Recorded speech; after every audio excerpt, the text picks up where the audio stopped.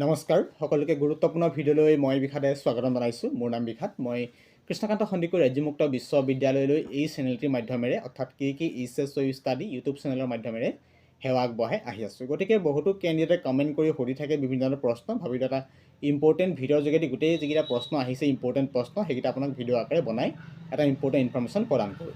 তো ভিডিঅ'টি most important দি শুনিব। মই ফেচ স্কেন ভিডিঅ' মোৰ ফেচ থকা ভিডিঅ' খুব কমেই দেখিবলৈ পায়। কেতিয়াবা ইউটিউবৰ ৰুল এণ্ড ৰেগুলেশ্যন অনুযায়ী এই ফেচ স্কেন ভিডিঅ'টো মাজে সময়ে বনাবলগীয়া হয়। চ' ভাবিলোঁ এটা ইম্পৰ্টেণ্ট ইনফৰ্মেশ্যন দিব বিচাৰিছোঁ।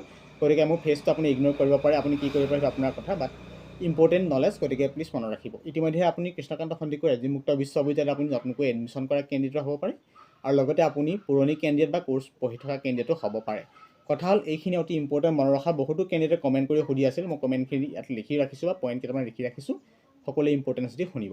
চ' দেন কথাখিনি হ'ল যে ইতিমধ্যে আপুনি গম পালে যে আমাৰ ডিগ্ৰী ফাৰ্ষ্ট ছেমিষ্টাৰ বেকৰ এক্সাম নটিচ আহি গ'ল আৰু বেক পৰীক্ষা অনুষ্ঠিত হ'বলৈ গৈ আছে। প্ৰথম পইণ্ট, পৰীক্ষা কেতিয়া অনুষ্ঠিত হ'ব বহুতো কেণ্ডিডেটে কমেণ্ট কৰি সুধি আছিল।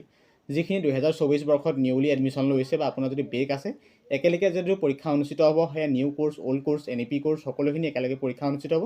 তাৰ সকলোখিনি ডিটেইলছ ভিডিঅ' বনোৱা আছে। যদি সেই ভিডিঅ'খিনি ভালদৰে চোৱা নাই, লিংক ডেছক্ৰিপশ্যনত আছে, ভালদৰে সেইখিনি চাব পাৰিব। প্ৰথম পইণ্ট। তাৰ নেক্সট পইণ্ট হৈছে পৰীক্ষা কেতিয়া অনুষ্ঠিত হ'ব। ইতিমধ্যে যিখিনি একাডেমিক কেলেণ্ডাৰ পাব্লিছ কৰা ইউনিভাৰ্চিটি কৃষ্ণকান্ত সন্দিকৈ ৰাজ্যমুক্ত বিশ্ববিদ্যালয়ৰ ফালৰ পৰা, তাত এটা নিৰ্দিষ্ট টাইম ধৰি দিয়া আছিল যে জানুৱাৰী মেবি প্ৰথম সপ্তাহ দ্বিতীয় সপ্তাহৰ ভিতৰত যে এই ছেমিষ্টাৰ অৰ্থাৎ ফাৰ্ষ্ট ছেমিষ্টাৰ পৰীক্ষা অনুষ্ঠিত হ'ব, সেয়া মাষ্টাৰ ডিগ্ৰী হওক বা বেচেলাৰ ডিগ্ৰীয়ে হওক।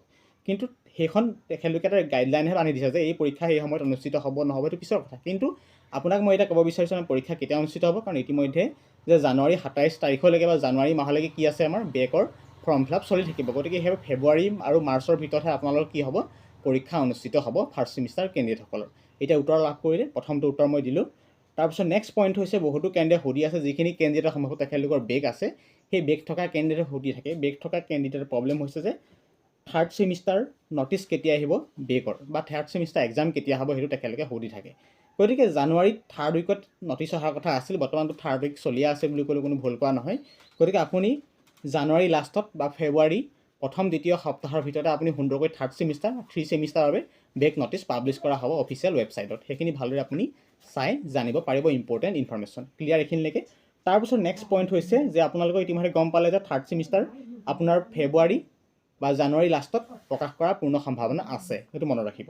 নেক্সট পইণ্ট হৈছে যে সেই একাডেমিক কেলেণ্ডাৰ অনুযায়ী কিন্তু অলপ টাইমটো বেলেগ আছিল, কিন্তু আপডেট অনুযায়ী আমি গম পাইছোঁ, যিহেতু মই একেৰাহে এইটো বিষয়ে লাগি থকা এজন ব্যক্তি হয়, গতিকে সেইবাবে আপোনাক এটা ইনফৰ্মেশ্যন দিব পাৰোঁ যে এটা একুৰেট ডেটহে সময় ধৰি দিছোঁ। ইয়াত নটিচত কি আছিল, যিখন একাডেমিক কেলেণ্ডাৰ আছিল তাত মেনশ্যন কৰা আছিল জানুৱাৰী থাৰ্ড উইকত থাৰ্ড ছেমিষ্টাৰ নটিচ পাব্লিছ হ'ব ডিগ্ৰী মাষ্টাৰ ডিগ্ৰী, NEP হওক বা অল্ড কোৰ্চ হওক নিউ কোৰ্চ হওক। কিন্তু এতিয়া কি হ'ল, সময় পাৰ হৈ গ'ল বা ওচৰ চাপি গ'ল, গতিকে সেইবাবে আমি মেবি ধৰিব পাৰোঁ কেতিয়া, সেয়া হৈছে আপোনাৰ ফেব্ৰুৱাৰী দ্বিতীয় সপ্তাহৰ ভিতৰত পূৰ্ণ সম্ভাৱনা আছে আপোনাৰ বাবে নটিচ পাব্লিছ কৰিব থাৰ্ড ছেমিষ্টাৰ। ক্লিয়াৰ এইখিনিলৈকে। তাৰপিছত নেক্সট পইণ্ট হৈছে সকলোৱে ডাঙৰ প্ৰশ্ন সুধি আছে যে result, master degree fourth semester, bachelor degree fourth semester ইতিমধ্যে আপুনি জানে যে পৰীক্ষাসমূহ হৈ গ'ল। সেই পৰীক্ষাৰ ফলাফল বা ৰিজাল্ট কেতিয়া ঘোষণা কৰিব। নটিচ অনুযায়ী যিখন একাডেমিক কেলেণ্ডাৰ আছিল, একাডেমিক কেলেণ্ডাৰ ডেটটো অলপ আমাৰ জানুৱাৰী আৰু ফেব্ৰুৱাৰী মাহতে আছে, অৰ্থাৎ ফেব্ৰুৱাৰী মাহৰ ফাৰ্ষ্ট উইকত আছিল। গতিকে সেইবাবে অলপ ডেটটো ইফাল সিফাল হ'ব যিহেতু, গতিকে সেইবাবে কি কৰিছোঁ আপোনালোকক মই ফেব্ৰুৱাৰী থাৰ্ড বা তৃতীয় সপ্তাহৰ ভিতৰতে ৰিজাল্ট দিয়াৰ পূৰ্ণ সম্ভাৱনা আছে। আৰু ইতিমধ্যে ৰিজাল্ট দিবই, কাৰণ ফেব্ৰুৱাৰী মাহ অন্তিম, সেই ফেব্ৰুৱাৰী মাহৰ ভিতৰতে কমপ্লিট ৰিজাল্ট দিব, সেইটো মনত ৰাখিব। ফেব্ৰুৱাৰী লাষ্ট সপ্তাহ হ'ব পাৰে, ফেব্ৰুৱাৰী মাজত 22, 23, 25 বা আপোনাৰ ধৰক 19, 18 তেনেকুৱা সময়তে ৰিজাল্ট দিয়াৰ পূৰ্ণ সম্ভাৱনা আছে। মই ভাবোঁ সকলোখিনি কথা ক্লিয়াৰ হৈছে ডাউটটো। গতিকে এইখিনি আপোনাক ইম্পৰ্টেণ্ট ইনফৰ্মেশ্যন প্ৰদান কৰিলোঁ। এতিয়া মই এইখিনি এটা ইম্পৰ্টেণ্ট পইণ্ট জনাব বিচাৰিছোঁ, সকলোকে কথাখিনি ভালদৰে শুনিব, যে যিখিনি কেণ্ডিডেটে আপুনি যদি degree first semester, master degree first semester নতুনকৈ নামভৰ্তি কৰিছে কৃষ্ণকান্ত সন্দিকৈ ৰাজ্যিক মুক্ত বিশ্ববিদ্যালয়, আমাৰ চেনেলৰ তৰফৰ পৰা আপোনাক অলেখ অভিনন্দন জ্ঞাপন কৰিছোঁ। এতিয়া কথা হ'ল আমি কিছুমান ভিডিঅ' বনাই থাকোঁ, আপোনালোকৰ ভিডিঅ'খিনি ভালদৰে চাব আৰু ইম্পৰ্টেণ্ট ইনফৰ্মেশ্যন দি শুনিব, কাৰণ আপোনাৰ যদি ডিগ্ৰীটো কোৰ্চ কৰিবলৈ ক্লিয়াৰ কৰিবলৈ মন আছে, অসমত আপুনি এনেকুৱা চেনেল খুব কমেই পাব, কাৰণ মই আপোনাক যিখিনি ইম্পৰ্টেণ্ট ইনফৰ্মেশ্যন দিওঁ সদায় আপুনি ইউনিক পাব, য'ত নতুন নতুন আপডেট কিছুমান পাই থাকিব, য'ত অফিচিয়েল ৱেবছাইট অনুযায়ী আমি কিছুমান ডাটাকালৈকে আমি ইম্পৰ্টেণ্ট ভিডিঅ' আকাৰে বনাই দিওঁ।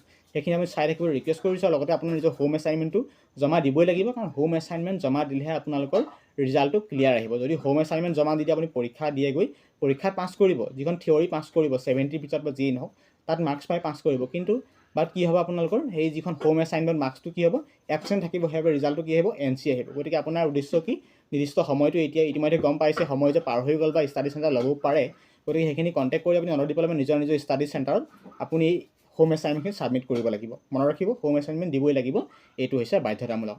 আৰু পৰৱৰ্তী পৰ্যায়ে ইম্পৰ্টেণ্ট ইনফৰ্মেশ্যন লৈ আহিম। আজি বিশেষ মোৰ ইমান ফেচ স্কেন ভিডিঅ' বনোৱা এক্সপিৰিয়েঞ্চটো নাই ইমান, চ' গতিকে আপোনালোকে মই কথাখিনি ক'লোৱে, আপোনালোকে কথাখিনি ভালদৰে শুনিব। পইণ্ট ৱাইজ কথাখিনি ৰিভিউ কৰি দিলোঁ, গতিকে ভাবিলোঁ আপোনাৰ কথাখিনি বুজি পাইছে সকলোৱে।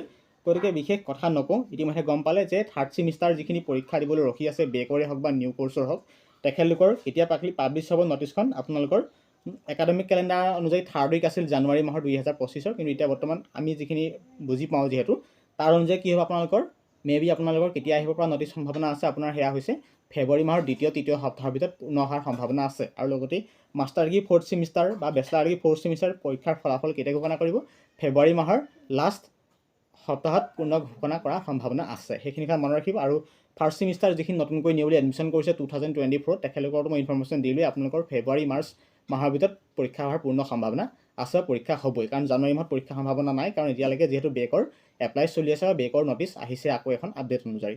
গতিকে এইটো আছিল ইম্পৰ্টেণ্ট ইনফৰ্মেশ্যন। ভাবিলোঁ আই হোপ ভিডিঅ'টি কথাখিনি বুজি পাইছে। যদি ভিডিঅ'টো উপকৃত হৈছে, নিশ্চয় আমাৰ চেনেলটিক ছাবস্ক্ৰাইব কৰিব পাৰে, কাৰণ আমি ছাবস্ক্ৰাইব কৰিবলৈ আমি জোৰ নকৰোঁ, আপোনালোকৰ কথা ছাবস্ক্ৰাইব কৰে নকৰে। বাট যদি আপুনি হোৱাটছআপ গ্ৰুপত সোমাব বিচাৰিছে, নিশ্চয় হোৱাটছআপ গ্ৰুপত সোমাব পাৰিব, লিংক ডেছক্ৰিপশ্যনত আছে। যদি আমাৰ ইনষ্টাগ্ৰাম গ্ৰুপত জইন কৰিব বিচাৰে বা ইনষ্টাগ্ৰাম একাউণ্টত জইন কৰিব বিচাৰে, নিশ্চয় লিংক ডেছক্ৰিপশ্যন আছে, তাতো জইন কৰি ল'ব। তাত আমি সৰু সৰু শ্বৰ্ট ভিডিঅ' মানে কম সময়তে সকলোখিনি ইম্পৰ্টেণ্ট ইনফৰ্মেশ্যন প্ৰদান কৰোঁ। আৰু আই হোপ মই পৰৱৰ্তী পৰ্যায়ত ইনষ্টাগ্ৰামত এনেদৰে সৰু সৰু পইণ্ট আপোনালোকক দি থাকিম। আশা কৰিছোঁ ইনষ্টাগ্ৰামটো ফ'ল' কৰিব, চেনেলটিক ছাবস্ক্ৰাইব কৰোঁ, যাতে ইনষ্টাগ্ৰামৰ হওক বা এই চেনেলটোৰ যোগেদিয়ে হওক আপোনালোকে উপকৃত হয়। আমাৰ উদ্দেশ্য এইটোৱেই।